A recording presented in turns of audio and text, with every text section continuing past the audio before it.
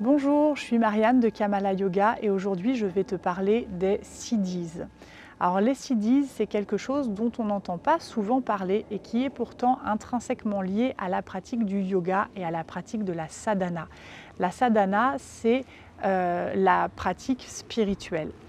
Euh, je te parle de ça parce que les siddhis apparaissent quand une personne commence à élever son taux vibratoire.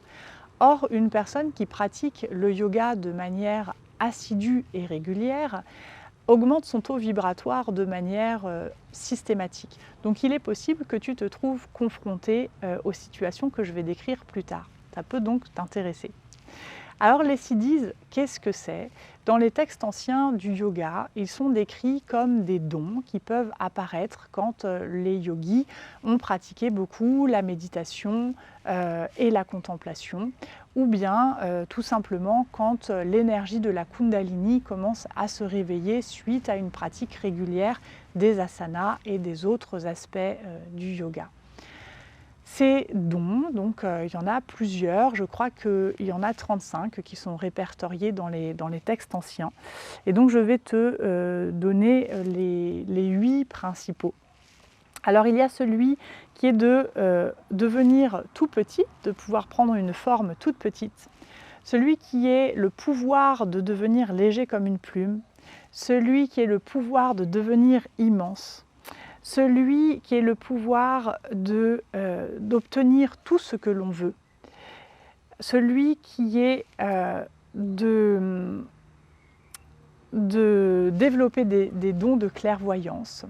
Et il y en a encore plein comme ça. Alors, dans l'autobiographie d'un yogi, par exemple, l'auteur parle de la capacité de certains yogis à voyager dans le temps, à à être à deux endroits en même temps, à développer le don d'ubiquité. La possibilité pour d'autres yogis de faire pousser un membre qui a été amputé. Et il développe comme ça, il donne des exemples de plein de phénomènes complètement incroyables et complètement surréalistes en fait pour nous.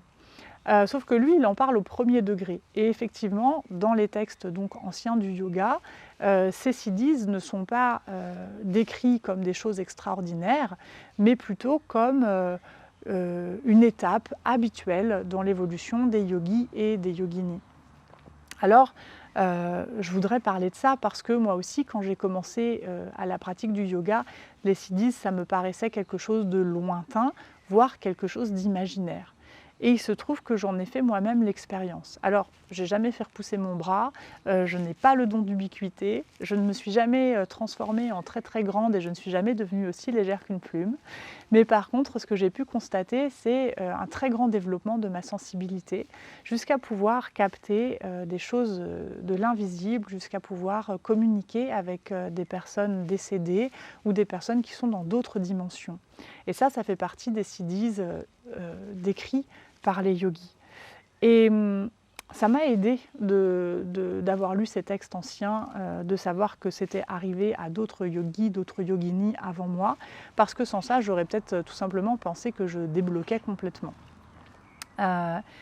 Donc, ce qui peut être bon de savoir par rapport à ces siddhis, à ces dons qui peuvent se développer, la première chose, c'est que c'est un phénomène normal. Alors évidemment, on ne peut pas forcément en parler à tout le monde parce que ça paraît extraordinaire et tout le monde n'en a pas l'expérience et n'a pas l'ouverture d'esprit de penser que c'est possible.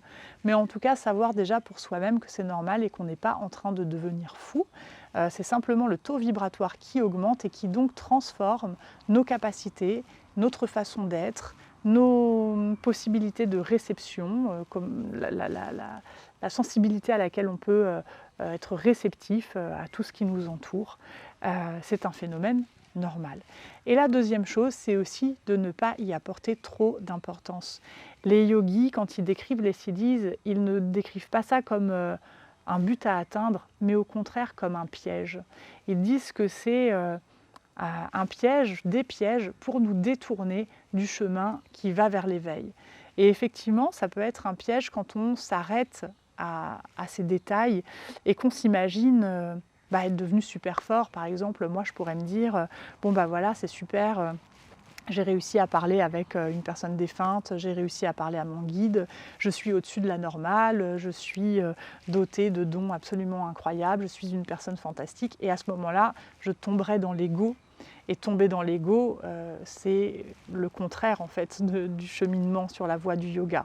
Donc ça, ce serait un travers, on va dire. Et un autre travers, ce serait de penser que je suis arrivée au terme de ma quête, de me dire bon bah voilà, j'ai réussi à faire ça, c'est incroyable, j'ai plus rien à apprendre. Voilà. Et donc dans ce sens-là, ce sont des entraves. Donc ce que je vous invite à faire, si ce sujet simplement vous intéresse, ou si vous en êtes au stade où vous découvrez un petit peu des nouvelles capacités comme ça qui apparaissent chez vous, qui peuvent être liées à la clairvoyance, qui peuvent être liées à la sensibilité, au fait de, par exemple, pouvoir lire dans les pensées, faire des rêves prémonitoires, ce genre de choses qui sont plus classiques, on va dire, en tout cas qu'on rencontre plus régulièrement que le fait de devenir, comment ils disent, léger comme une plume. Eh bien, je vous invite à lire ces textes pour savoir voilà, ce qui est dit, et puis à surtout l'accueillir juste comme une expérience à vivre. Voilà, et pas comme un but à atteindre, pas vous prendre le chou avec ça et en faire toute une histoire. Juste dire voilà, je découvre des nouvelles potentialités, je ne savais pas que c'était possible jusqu'à maintenant. Maintenant, je sais que c'est possible, mais je ne sais pas ce qui est possible encore après. Qu'est-ce qui va venir après? Je ne m'arrête pas là, je reste ouverte, je reste ouvert pour accueillir la suite, pour continuer à évoluer sur mon chemin.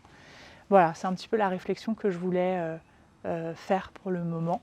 Si tu es intéressé par ce sujet des CDs et du taux vibratoire, ou si toi-même tu es aujourd'hui à une étape de ta vie où tu sens que tu es en train de développer de nouvelles capacités et que tu as besoin d'être accompagné dans ce processus, je t'invite à regarder dans la description de la vidéo, il y a un lien vers mon programme en ligne qui s'appelle Vibrer haut, 8 semaines de yoga pour élever son taux vibratoire et créer une vie en alignement avec ses aspirations profondes.